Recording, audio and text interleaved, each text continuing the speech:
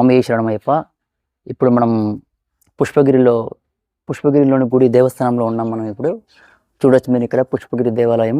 ఇది కడప నుంచి మన చెన్నూరు దాటిన తర్వాత లెఫ్ట్ సైడ్ కట్ అయితే లోపల ఉన్న దేవస్థానం. కడప నుంచి ఒక 16-20 కిలోమీటర్లు ప్రయాణం చేస్తే మనం ఈ గుడి చేరుకోవచ్చు.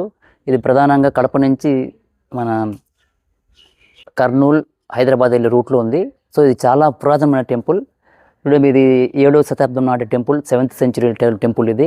సో ఇక్కడ ఏదంటే ప్రతి క్షేత్రంలో విష్ణువు అయినా ఉంటాడు, లేకపోతే శివుడైనా ఉంటాడు. బట్ ఇది 2 శివకేశవులు కలిసి ఉండే క్షేత్రం. ఇది చాలా పురాతనమైన టెంపుల్. శివకేశవులు కలిసి ఉండే క్షేత్రం ఇది. ఈ పుష్పగిరి క్షేత్రం అనేది త్రేతాయుగంలో రాముల వారు సాక్షాత్ శివునికి పూజించారు. ఇక్కడ పూలతోటి పూజించారు. ఆ పూజించే విధానంలో రామయ్య తండ్రి పూజించే విధానంలో పూలు అనేది గుట్టలు గుట్టలుగా పడి ఉన్నాయి.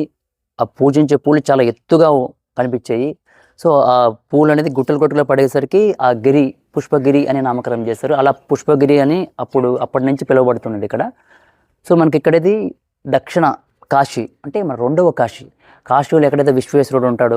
సో ఇక్కడ మనకి విశ్వేశ్వరుడు స్వామితో పాటు వెనక పక్క గణపతి కూడా ఉంటాడు. ఆ విశ్వేశ్వర స్వామిని కూడా ఇక్కడ సంతాన మల్లికార్జున స్వామిని కూడా పిలుస్తారు. ఇది శివ తర్వాత చెన్నకేశ్వర స్వామి ఇద్దరు కలిసి ఉంటారు. సో మనం పుష్పగిరిలో ఉన్నాము. చెన్నకేశ్వర స్వామి ఉన్నారు, అటువైపు శివుడు ఉన్నాడు. ఇక్కడ అమ్మవారు ఉంది, రాజరాజేశ్వరి అమ్మవారు. ఇక్కడ ఎదురుగా ఆంజనేయ స్వామి కూడా ఉంటాడు. ఈ క్షేత్రంలో చెన్నకేశ్వర స్వామితో పాటు విశ్వేశ్వరుడు ఉన్నాడు, అమ్మవారు రాజరాజేశ్వరి అమ్మవారు ఉంది, ఆంజనేయ స్వామి ఉన్నాడు అక్కడ. సో గోపురం ఇది. ఈ గోపురం అటువైపు నది ప్రవహిస్తుంటుంది. ఉత్తరం నుంచి దక్షిణానికి నది ప్రవహిస్తుంటుంది. సో మెయిన్ ఎంట్రన్స్ నుంచి ఇటుపక్క ఎంట్రన్స్ ఉంటుంది. ఎంట్రన్స్ మనం ఇలా ఎంటర్ అవ్వాలి. చూడొచ్చు మరి ముందర పక్క నుంచి ఇలా ఎంటర్ అయ్యి ఇలా వస్తాము. వచ్చిన తర్వాత అక్కడ మనకి ధ్వజస్తంభం కనిపిస్తుంది, గోపురం. ఇక్కడ లోపలికి వెళ్తే అటువైపు చెన్నకేశ్వర స్వామి ఉంటాడు లోపల గర్భగుడి. ఆ తర్వాత అటుపక్క వచ్చేసి విశ్వేశ్వర స్వామి, ఇక్కడ రాజరాజేశ్వరి అమ్మవారు, ఎదురుగా ఆంజనేయ స్వామి ఉంటాడు. చూడొచ్చు.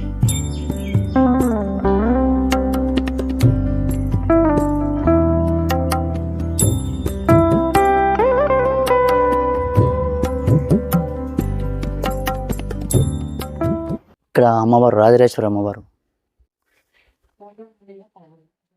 దర్శించుకోవచ్చు రాజరాజేశ్వరి అమ్మవారిని. చూడొచ్చు రాజరాజేశ్వరి అమ్మవారు, రాజరాజేశ్వరి అమ్మవారికి జై. చూడొచ్చు మనం ఇక్కడ పుష్పగిరిలోని గుడిలో ఉన్నాము.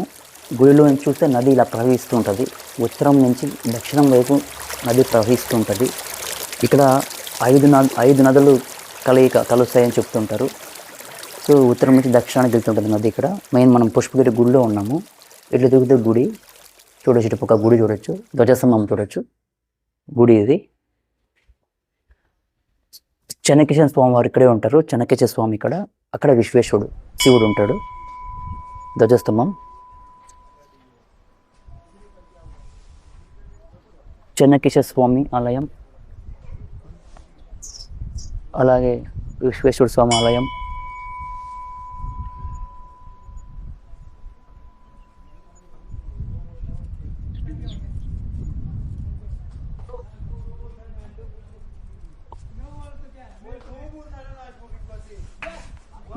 చూడొచ్చు విశ్వేశ్వర స్వామి ఆలయం ఇది. లోపల ఉంటాడు గర్భగుడి, అటుపక్క చెన్నకేశ్వర స్వామి ఉంటాడు. సో ఇటుపక్క గోపురం చూడొచ్చు. ఇది 7వ శతాబ్దం నాటి దేవాలయం.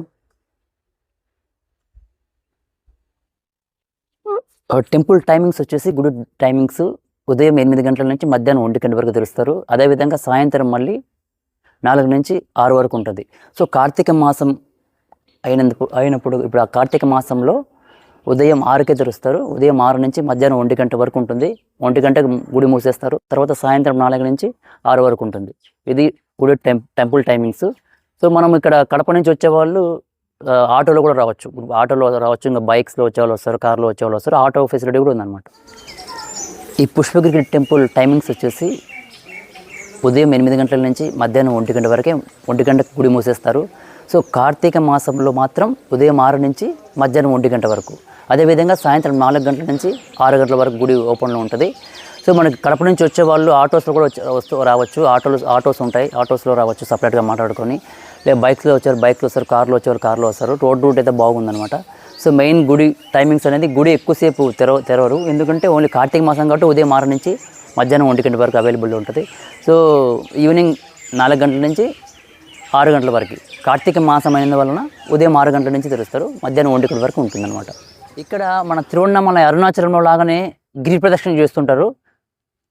ప్రతి పౌర్ణమికి గిరి ప్రదక్షిణ చేస్తారు. గిరి ఇది కొండ, ప్రతి పౌర్ణమికి గిరి ప్రదక్షిణ చేస్తారు.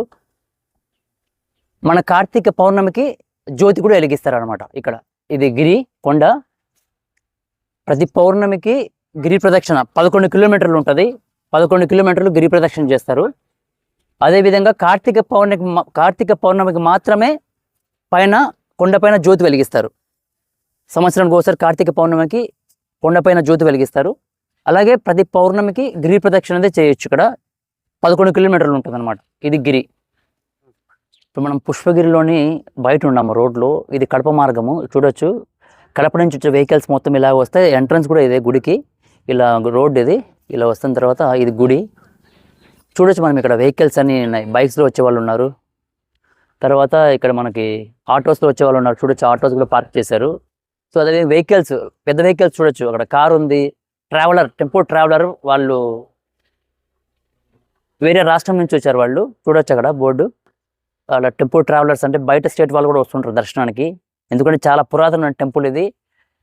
7th సెంచరీ నుంచి ఉంది ఇది. 7వ శతాబ్దం నాటి గుడి ఇది. సో మనకి చూడొచ్చు వెహికల్స్ ఉన్నాయి, ఇక్కడ బైక్స్ ఉన్నాయి, తర్వాత ఆటోస్ వచ్చేవాళ్ళు ఉన్నారు, వెహికల్స్ వచ్చేవాళ్ళు ఉన్నారు. చాలా ఓల్డ్ టెంపుల్ ఇది, 7th సెంచరీ టెంపుల్ ఇది. సో ఇక్కడ మనకి ఇంతకుముందు చెప్పినట్టుగానే శివకేశవులు అనేవాళ్ళు వేరు కాదు, ఇద్దరు ఒకటే. ఇద్దరు కలిసి ఉన్న క్షేత్రమే ఇది. చాలా పురాతనమైన టెంపుల్. మీరు వచ్చి దర్శించుకోవచ్చు. ఇక్కడ టెంపుల్ టైమ్స్ కూడా చెప్పినాను నేను ఆల్రెడీ. ఉదయం 8 నుంచి మధ్యాహ్నం 1 గంట వరకు, మళ్ళీ సాయంత్రం 4 నుంచి 6 వరకు ఉంటుంది. సో ఖచ్చితంగా మనం లైఫ్ టైంలో ఒకసారి ఖచ్చితంగా దర్శించుకోవాలి ఇక్కడ పుష్పగిరి అనేది. రైట్.